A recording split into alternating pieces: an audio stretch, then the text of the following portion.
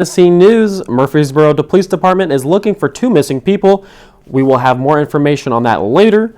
There was a nationwide sweep in Rutherford County leading to arrest 7 suspects wanted for domestic violence. Huntwood Drive had a house fire that is still under investigation on what exactly caused it. All those stories, plus your local weather, Middle Tennessee News starts right now.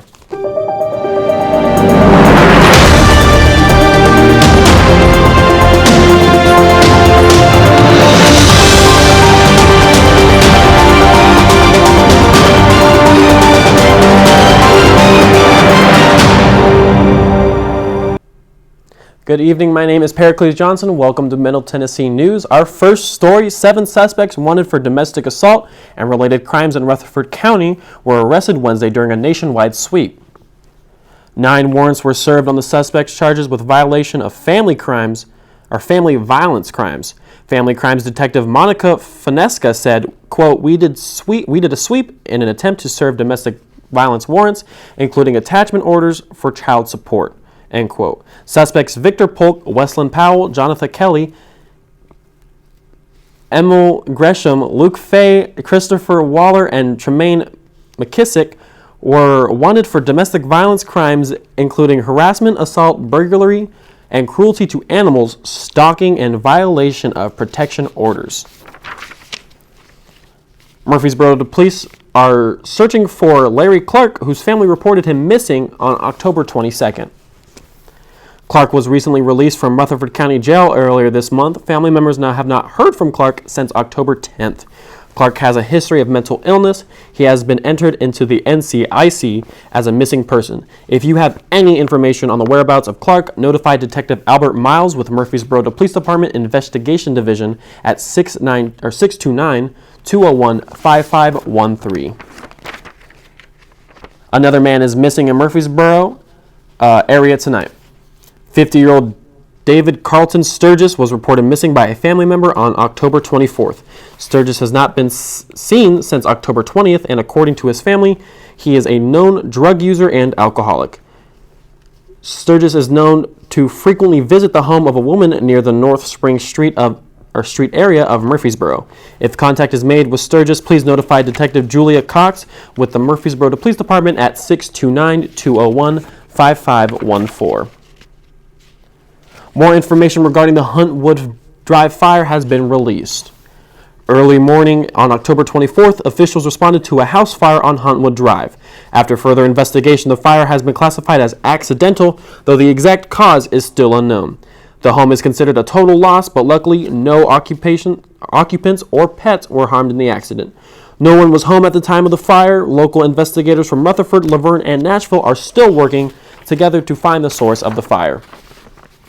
The Murfreesboro City Council voted Thursday to adopt a resolution for a mixed-use house downtown development project. The city of Murfreesboro finalized the closing with One East College on the downtown property for $1.8 million in agreement to develop the area's first mixed-use development. The development will combine a design with the historic character of the site. The newly developed resolution updates the plan and tip incentive to reflect newly calculated local tax revenues to be generated by One East College development. Fall break has come and gone for students, and now it's time to get ready for their next semester. Students at Middle Tennessee State University have just returned from fall break, but before they can complete this semester, they have to plan their next.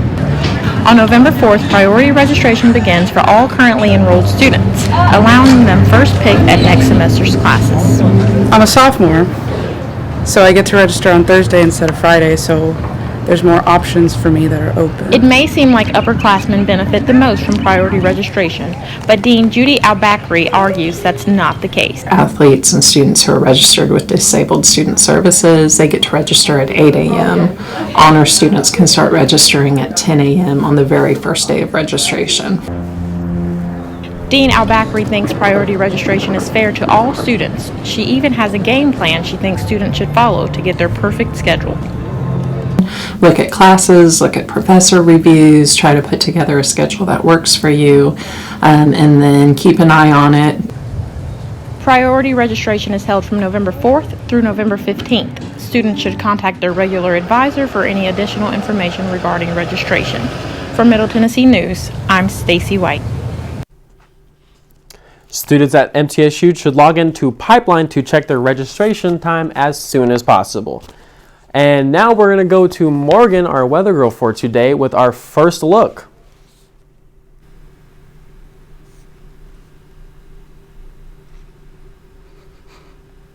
It is a wet and rainy fall day out there today.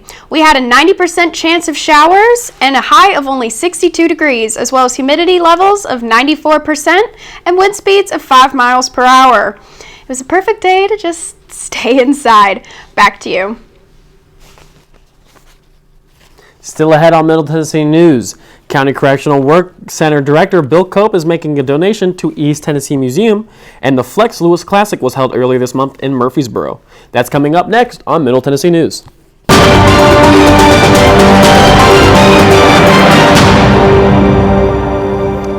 Marine Corps' way of life is to defend the American way of life.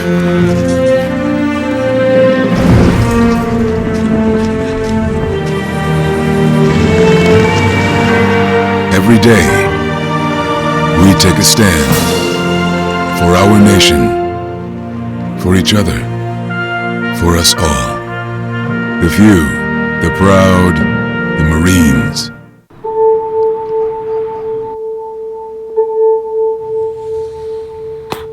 Idle hands.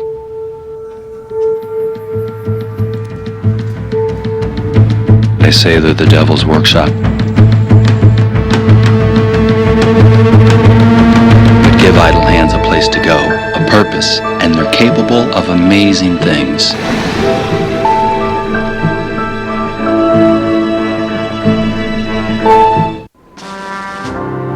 From Iraq and Afghanistan, our brave warriors are coming home, wounded.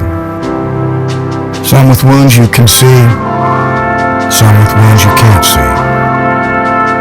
Wounded Warrior Project was created to support our men and women coming off the battlefield. Please help carry these warriors the rest of the way home.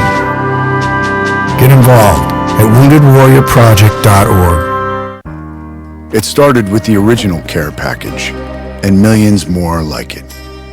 Passed from hand to hand, across land and sea, to help survivors in the aftermath of war. As we grew, we found better ways to help those in need. Ways to make a real difference, not just today, but tomorrow as well.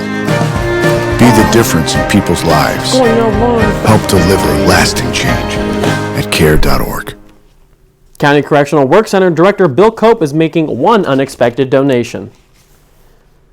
Signed art and coffee mugs are just a few items being collected by Cope on a regular basis, but one of his collector's items has landed its place in at the Alcatraz East Museum in Pigeon Forge, Tennessee. Cope is donating an artifact that is over 100 years old, a handwritten warrant that dates way back to the mid-1800s. Alcatraz East is a two-story 19th century prison themed after the Alcatraz Island prison in San Francisco. Bill Cope's donation will be displayed amongst other interactive displays, criminal profiles, victim stories, and more. The 8th annual, Flex Lewis Classic Bodybuilding Show Expo opened its doors earlier this month to the public. Competitors from all over the world and country came here to Murfreesboro to show off what they got. This year's event was held on the 12th of October at the Embassy Suites on Medical Center Parkway and had over 300 athletes competing in a wide range of powerlifting and bodybuilding classes. According to the event's organizer, Flex Lewis, the first classic competition was to be held at MTSU but had to be moved due to a scheduling issue. So we have athletes that are coming even from the very first year from all over the world. We took the show from 90 competitors to 180 on the second year, and now we're at the Embassy Suites and we've maxed out the convention center. And we're actually Lewis is a 7-time Mr. Olympia winner and plans to keep the classic in Murfreesboro for years to come. The Rutherford County Traffic Task Force is holding an opportunity for kids to get a head start on their Halloween candy and parents to receive new information that can affect their daily commutes. The Rutherford County Sheriff's Department has organized a drive-through trunk or treat for local families to attend. Located on Samsonite Boulevard near Driver's License Center, many different official vehicles will be displayed along the one-way street as task force members hand out candy to attending children.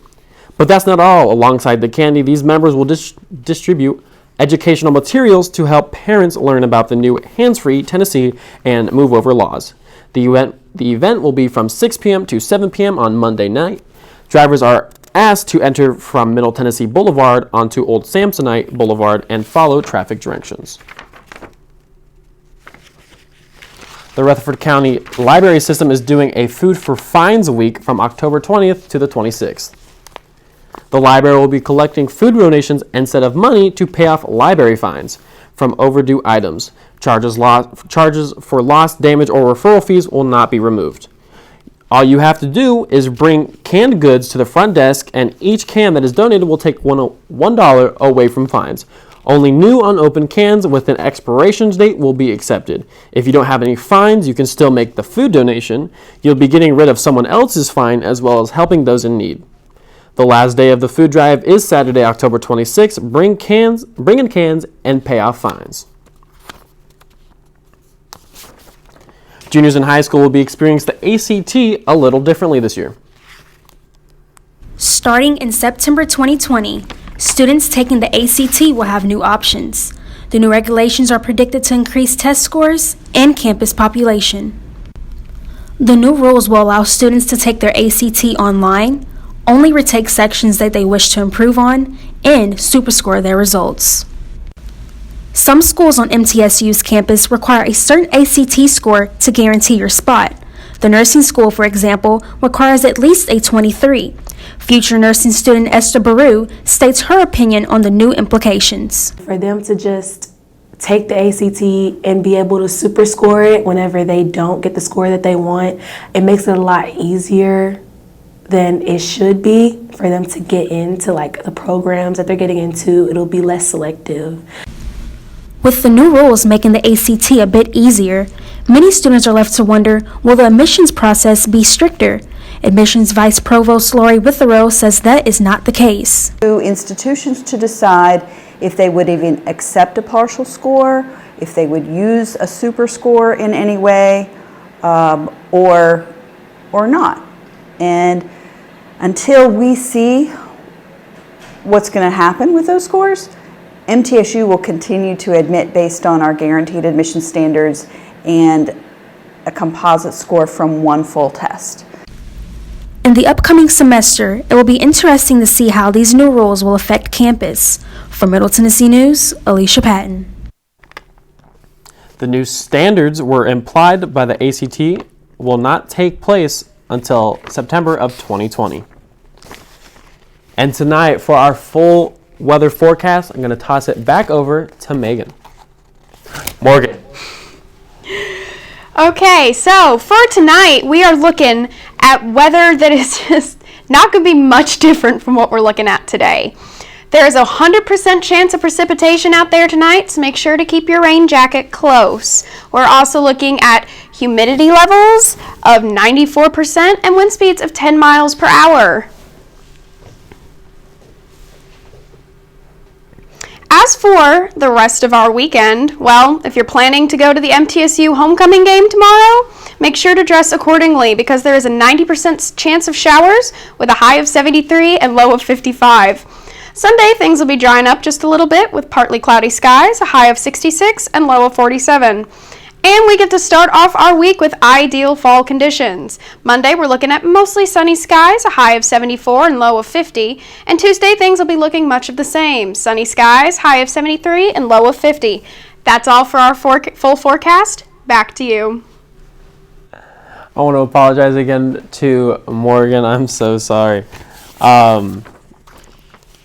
When we come back, Jonas and Kaylin will join us for the MT Sports Den, coming right on.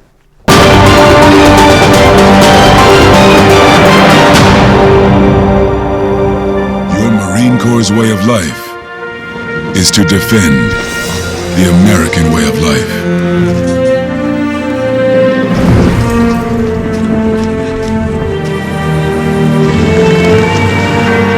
Every day, we take a stand for our nation, for each other, for us all. The few, the proud, the Marines.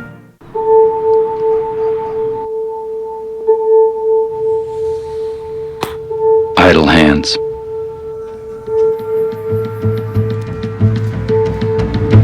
They say they're the devil's workshop. But give idle hands a place to go, a purpose, and they're capable of amazing things.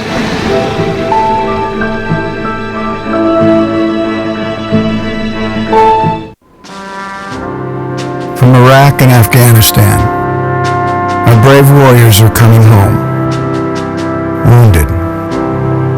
Some with wounds you can see, some with wounds you can't see. Wounded Warrior Project was created to support our men and women coming off the battlefield. Please help carry these warriors the rest of the way home. Get involved at woundedwarriorproject.org. It started with the original care package and millions more like it, passed from hand to hand across land and sea to help survivors in the aftermath of war. As we grew, we found better ways to help those in need, ways to make a real difference, not just today, but tomorrow as well. Be the difference in people's lives. Help deliver lasting change at care.org. And now, I'm going to toss it over to Caitlin and Jonas.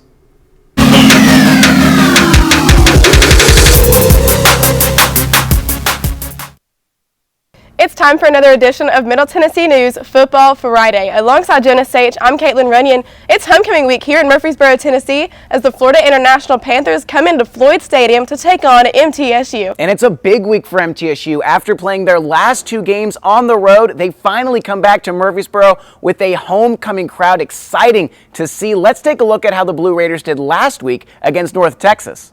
After averaging less than 19 points in conference play, MTSU lost a tight battle of offense against the Mean Green, 33-30. The tables were flipped in that game, with the rushing defense of Middle Tennessee actually playing well, allowing less than 200 yards for the first time this season. Instead, it was the pass attack that squeezed past the Blue Raiders, allowing 375 yards of offense through the air, the most this season. The biggest loss of the game, however, was the injury of star safety Reed Blankenship. The junior was having a career year, leading the team with 58 tackles and 2 interceptions, along with a forced fumble this season. It will be difficult to replace a talent like that, Caitlin, facing off against an FIU team averaging over 31 points against Conference USA opponents. That's right, Jonas. Florida International is on a 3-game winning streak, shutting out UMass early in October and defeating 2 Conference USA foes in Charlotte and UTEP. However, Florida International has yet to win a game on the road, but what they have done right has started with running back Anthony Jones. In the senior's first 4 games this season, he averaged 44.5 yards per game with just 2 touchdowns. However, in the past 3, he is averaging more than double those yards per game with over 111. He also has 5 touchdowns in those 3 games. Last week against UTEP, he only had 15 carries but rushed for a total of 106 yards and a touchdown, averaging nearly 7 yards per carry. So without the help of Reed Blankenship on MTSU's defense, they will have to step it up and find new help. He also had his longest rush and longest reception last game, so expect Jones to be an explosive impact on this Panthers offense. And for those of you who can't make it to the game, well, you are just in luck, as MTSU is making their NFL Network debut this weekend. Coverage of this game starts at 2 p.m. Central. And don't forget, it's homecoming week, so if you can make it to the game, kickoff is at 2:30 Central Time right here at Floyd Stadium. That's all we have for you this week for Football Friday. Tune in every week to see a preview of MTSU football and their opponents. Caitlin and Jonas, thank you. And thank you for joining us for Middle Tennessee News. My name is Pericles Johnson. And if you missed any of this or any show, you can watch them on our website, middletennesseenews.net. Make sure to follow us on social media sites as well, Facebook /Middle Tennessee News or at Middle Tennessee News on Twitter. and we will see you on Monday night.